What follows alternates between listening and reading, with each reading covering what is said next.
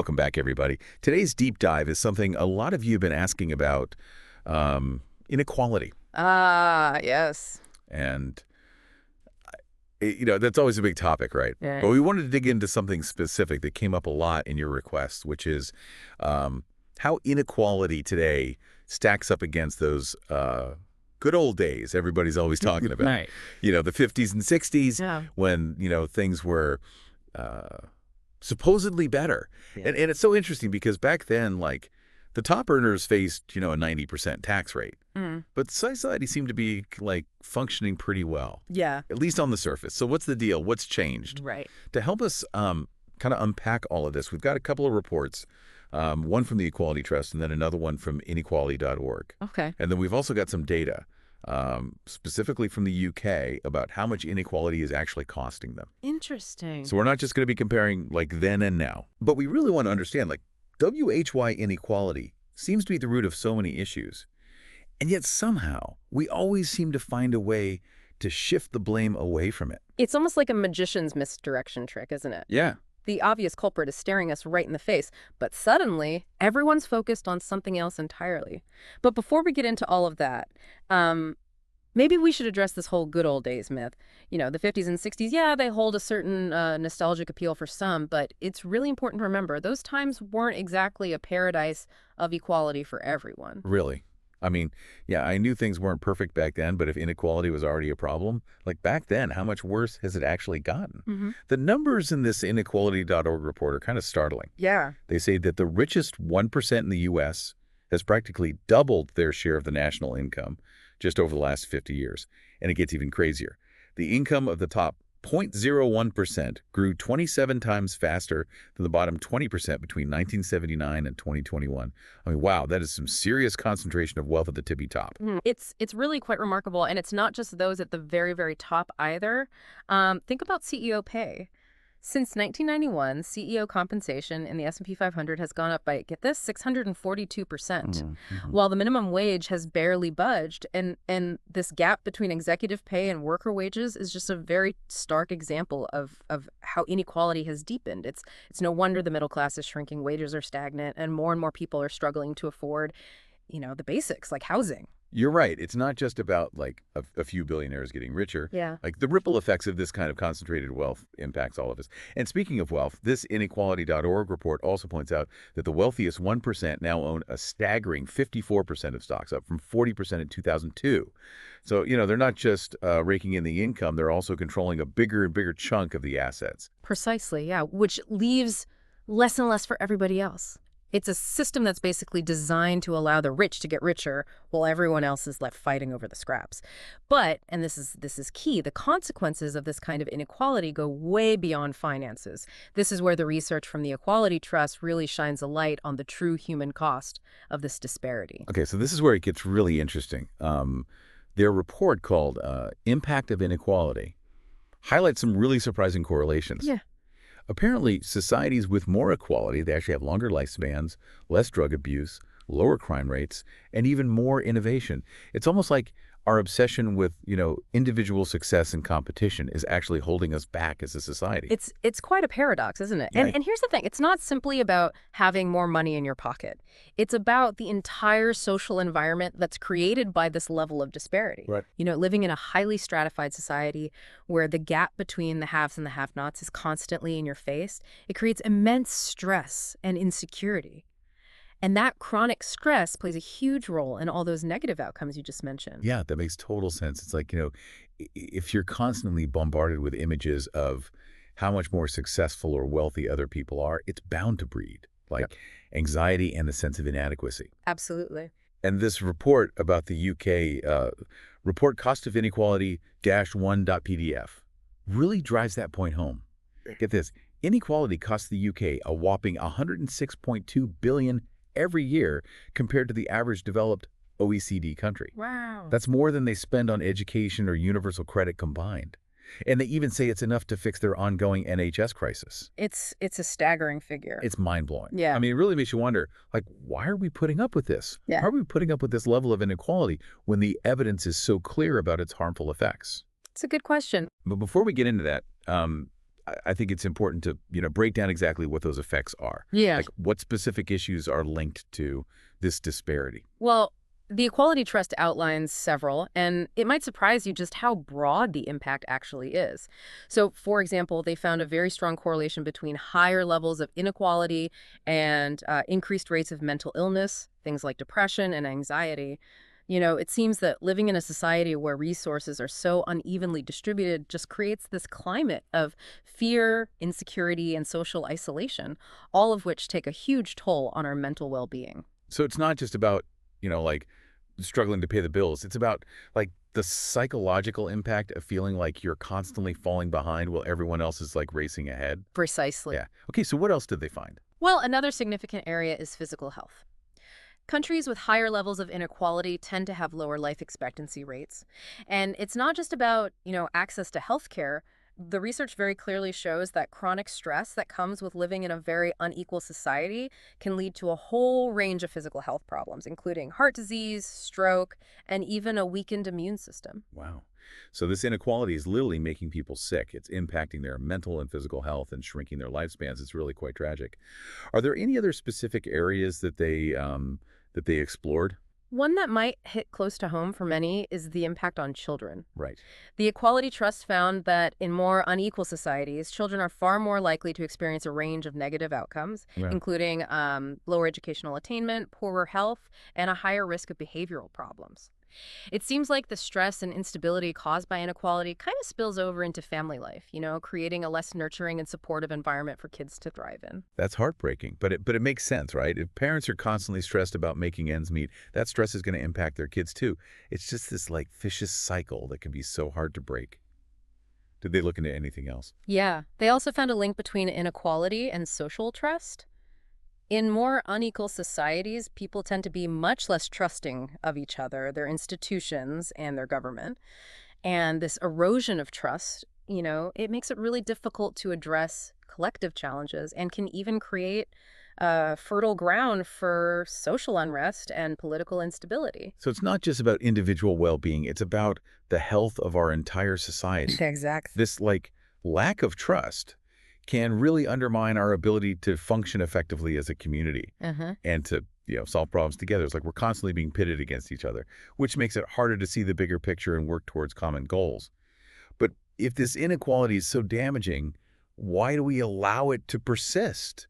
I mean, why aren't we doing more to address it? Well, that's the million-dollar question, isn't it? Yeah. And it's one that we're going to explore further as we delve into the tactics of blame shifting and the role of those who benefit most from the current system. Right. But before we go there, I think it's worth talking a bit more about how inequality specifically impacts certain societal issues that we're seeing play out right now. Yeah, actually, in the initial request for this deep dive, you were particularly interested in how this inequality connects to the rise of far-right movements and the way that, blame gets shifted on scapegoats like immigrants or the poor. Right.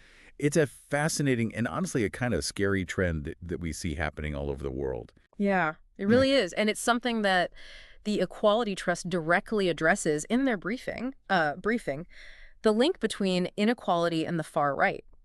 They argue that the economic anxiety and the social division fueled by rising inequality creates a perfect breeding ground for far-right ideologies to take root. People who are struggling to make ends meet, who feel left behind by the system and who are just bombarded with these messages about scarcity and competition become much more susceptible to these very simplistic and often very hateful narratives. So it's like they're looking for someone to blame for their hardship. Uh-huh. And the far right is more than happy to provide them with a target, whether it's, immigrants stealing jobs or minorities taking advantage of welfare or liberals destroying traditional values. Yeah. They offer up these scapegoats to divert attention away from the real issue. Right. The systemic inequality that's rigged the game in favor of, like, a select few. It's a classic divide and conquer strategy. Totally. They tap into legitimate anger and frustration, but then they misdirect it towards these convenient scapegoats, which of course prevents people from uniting against the real forces that are perpetuating this inequality. And the irony is the far right's policies often exacerbate the very problems they claim to be addressing. It's a bait and switch. They promise to fight for the common man, Right. but then implement policies that benefit, corporations and the wealthy elite further entrenching the inequality that created the conditions for their rise in the first place. It's like almost diabolical. But how do they get away with it? How do they convince people to vote against their own interests? That's where the tactics of blame shifting and manipulation really come into play. They're very good at exploiting existing prejudices, stoking fears and anxieties and spreading misinformation to create this us versus them mentality. They paint a picture of a world under threat, whether it's from immigrants or socialists or some other enemy, and then present themselves as the strong leaders who can restore order and security. It's like that magician again, isn't it? Waving a shiny object to distract you while the real sleight of hand is happening right in front of you. But in this case, the stakes are way higher than just a disappearing coin. Hmm. We're talking about people's livelihoods, their well-being, their futures. Absolutely. And that's precisely why it's so crucial to be aware of these tactics, to be Wow. critical of the narratives that we're being fed, and to challenge the assumptions that underlie our understanding of inequality. We need to ask ourselves who benefits from the current system, whose voices are being silenced, and what are the real solutions that can address the root causes of this problem. It's a call to action, really. It is. To be informed, to be engaged, and to demand better. But with such entrenched power dynamics at play, is it even possible to shift the needle on inequality? That is the question that keeps me up at night. But I do find hope in the fact that people are increasingly aware of these issues. This deep dive is a perfect example of that. Your interest in this topic, along with the work of organizations like the Equality Trust, it shows that people are starting to recognize the dangers of rising inequality and the need to fight for a more just world. That's encouraging, right? It means that we're not alone in this. But it also sounds like there's a lot more to unpack here. I'm already feeling kind of overwhelmed, and we've barely scratched the surface. So what else have you found in your research on this topic? What else have you uncovered? Well, that's where things get even more interesting. Because while these problems seem massive, there are actually concrete things we can do about them, both individually and collectively. But we'll save those for part 2 of this deep dive. Stay tuned. Welcome back, everybody. Last time we left off on a bit of a cliffhanger. Inequality is running rampant, the far right is exploiting it, but what can we actually do about it? Right, because it's really easy to feel powerless against these huge forces. You start to think, what can one person even do? But I'm hoping there's some light at the end of the tunnel. There is. And that's what's so fascinating about these sources. They don't just sort of lay out the problem, they point towards solutions.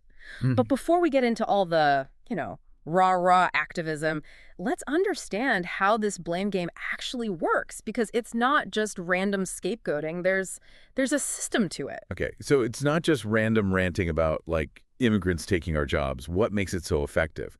The Equality Trust report, they mentioned wealthy elites actually funding far-right groups, Right. which seems kind of counterintuitive. Why would they support movements that are, like, supposedly against the very system that they benefit from? That's the really clever part. You see, these groups might rail against the elites in their rhetoric, but their actual policies often do the opposite of, leveling the playing field. Think about things like cutting taxes for the wealthy, slashing social safety nets, or deregulating industries. So it's like a bait and switch, right? They get support by tapping into people's anger about inequality, but then their policies actually make it worse. Exactly. And the elites funding them, they know this. They're playing the long game. Take Hungary, for example. The far-right Fidesz party, they came to power promising to address inequality. But once they were in control, they enacted policies that heavily favored national elites and corporations, as long as those people were willing to play by their rules. Hold on, can we, like, rewind a little bit? For those of us who aren't, like, up on Hungarian politics, who is Fidesz? Right, good point. So Fidesz is a nationalist right-wing party that's been pretty much dominant in Hungary for over a decade now. Their leader, Viktor Orban, is often labeled as authoritarian, and they've been criticized for eroding democratic institutions. Okay, so this Fidesz party, they come in promising equality, but they end up doing the opposite. Exactly. They cracked down on worker rights, they slashed benefits, all while, cozying up to big business. It's a classic example of how far-right rhetoric can be used to mask policies that actually increase inequality. Wow, that's a scary example. It just shows how easy it is to fall for these empty promises, especially when you're feeling like economically insecure. Absolutely. And it's not just Hungary. We see similar patterns in other countries where far-right movements are gaining traction. From Trump in the US to Bolsonaro in Brazil, there's this consistent thread of using divisive rhetoric to distract from policies that actually benefit the wealthy and powerful. It's like that magician's trick again, isn't it? It is. While we're busy arguing about, immigration or social issues, they're quietly dismantling the regulations and the tax structures Yeah. that are actually designed to keep inequality in check. Yeah. But if it's so obvious, why do people fall for it? Well, it's not always obvious, right? I mean, these groups are masters of manipulating information and exploiting people's fears. They often control the media narrative, so their version of events gets amplified, while dissenting voices are often silenced or marginalized. So it's about controlling the information that people have access to. It's a big part of it, yeah. That's really insidious. It makes it seem like there's no alternative. Like these far-right solutions are the only option. That's the goal, yeah. So what can we do? Well, that's why it's so important to be critical thinkers, to question the information that we're being given, and to seek out diverse perspectives. Don't just take things at face value. Look at who is benefiting from the policies that are being proposed, not just the rhetoric that's being used to sell them. Okay, so that's a good starting point, like awareness, Oh, right? yeah. But it can feel overwhelming to, wade through all the noise and figure out what's true and what's not. Are there any specific tactics they use that we should, be on the lookout for? Absolutely. One very common tactic is scapegoating. They blame immigrants for taking jobs. They blame minorities for draining welfare. They blame liberals for undermining traditional values. And it's all designed to create division and distract from the real culprits, the policies that favor the wealthy at the expense of everyone else. So it's about pitting different groups against each other. Yeah. So they don't unite against the common enemy, which is actually the system itself. It's classic divide and conquer. Exactly. And it's incredibly effective. People get caught up in these culture wars, these arguments about who's to blame, and they completely lose sight of the fact that we're all being exploited by a system that is rigged against us. And all the while, the people at the top are laughing all the way to the bank, right? Pretty much, yeah. They're profiting off this division and this chaos. That's the sad reality. It's infuriating. It is. But recognizing these tactics, that's the first step towards fighting back. Right. Once you see the pattern, you can start to see through the smoke and mirrors. Okay, so awareness is key, right? But what comes next? What can we actually do to challenge this narrative and push for real solutions? Well, that's where things get exciting. Because while the challenges are significant, there are also reasons for hope. The fact that we're having this conversation, that people are becoming aware of these issues, is a sign that change is possible. So where do we go from here? What concrete steps can we take to combat inequality and push back against, the forces that benefit from it? I'm ready to roll up my sleeves and get to work. Me too. And luckily, the Equality Trust outlines some very powerful strategies for doing just that. But we're going to dive into those after a quick break. Stay with us. Okay, so we're back and ready to, tackle those solutions. We've talked about the myth of the good old days, the shocking rise of inequality, and how the far right exploits, everyone, really. It's been, kind of a heavy conversation. But I'm really hoping we can end on a more positive note. What can we actually do to make things better? We can. Remember those societies the Equality Trust described, the ones with longer lifespans, less crime, more innovation? Yeah, those sounded pretty utopian. Well, those weren't accidents. Those positive outcomes were the result of very specific policies and social structures that those countries put in place. So it's not just wishful thinking. There's actual evidence that, more equal societies just function better. Give me some good news here. All right, let's dive in. One key area is taxation.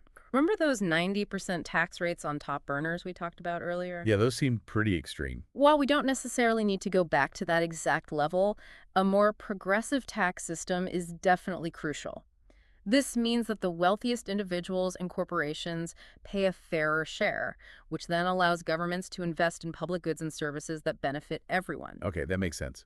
But wouldn't wealthy people just, find loopholes or move their money to, offshore accounts or something? We hear that argument a lot. That's where strong regulations and international cooperation become super important. We need to close tax havens, crack down on corporate tax avoidance schemes, and just generally make sure that wealth doesn't just disappear into these shadowy offshore accounts. Okay, so it's not just about raising taxes, it's about making sure those taxes are actually collected Exactly. and used effectively. What else can we do? Another crucial area is strengthening labor unions. You see, unions give workers collective bargaining power, which allows them to negotiate for better wages, better benefits, and safer working conditions. A strong labor movement helps to counterbalance the power of corporations and helps ensure that the gains of economic growth are more evenly distributed among all workers, not just those at the top. Right, because if workers have more power, they can demand a bigger slice of the pie, which makes the whole system more balanced. What about those social safety nets that we talked about before, the ones the far right is always trying to dismantle? Those are critical. Investing in robust social safety nets is absolutely essential. And this includes things like universal health care, affordable housing, quality public education, and accessible childcare.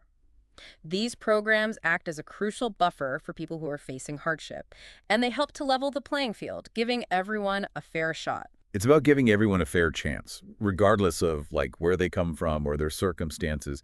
But these programs, they can be really expensive, right? Yeah. How do we convince policymakers to actually invest in them?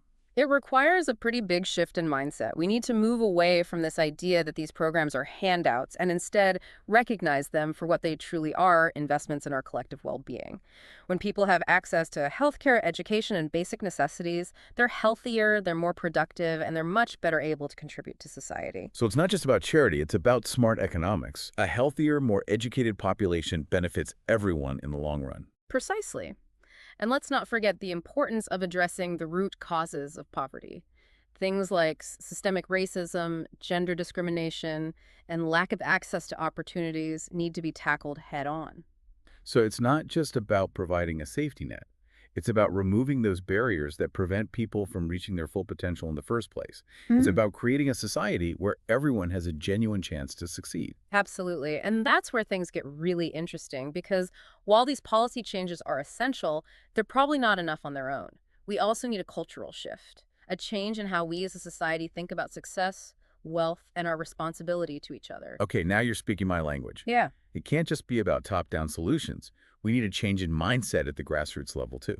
Absolutely. We need to move away from this hyper-individualistic, winner-take-all mentality that seems to dominate our culture right now. We need to cultivate a sense of shared responsibility, a recognition that our individual well-being is deeply interconnected with the well-being of everyone around us. It's like that saying, a rising tide lifts all boats. When we invest in each other, when we create a society that genuinely values fairness and opportunity for all, we all benefit. But how do we actually foster that kind of cultural shift? Seems like a pretty daunting task. It is, but it starts with small, everyday actions.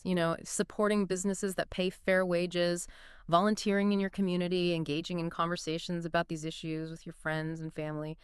And don't be afraid to challenge those who perpetuate harmful stereotypes or divisive rhetoric. So it's about being mindful of our choices, using our voices, and building a more just and equitable world one step at a time, one conversation at a time. Exactly. I can do that. And it's about demanding more from our leaders, holding them accountable for enacting policies that actually promote equality and well-being for everyone, not just the privileged few. We need to make it clear that we're not buying into the blame game anymore.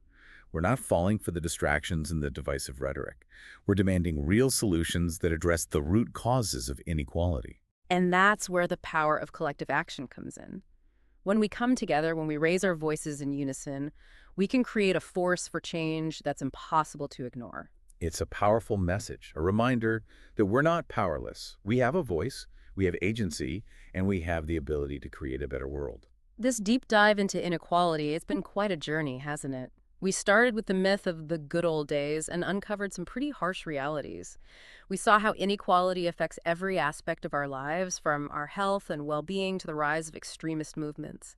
But most importantly, we discovered that there are solutions, both big and small, that can help us create a more just and equitable future for everyone. It's definitely been eye-opening, and it's given me a renewed sense of hope and purpose, honestly. We might not be able to solve all of these problems overnight, but by working together, by staying informed and engaged, and by refusing to be silenced, we can absolutely create a world where everyone has the opportunity to thrive. Well said. Thank you for joining us on this deep dive into the complexities of inequality. We hope you found it informative and maybe even a little bit inspiring. Until next time, keep questioning, keep learning, and keep fighting for a better world. And remember, even small actions can make a big difference. Don't underestimate the power of your voice and your choices. Together, we can create the change we want to see. Okay. Thanks for listening.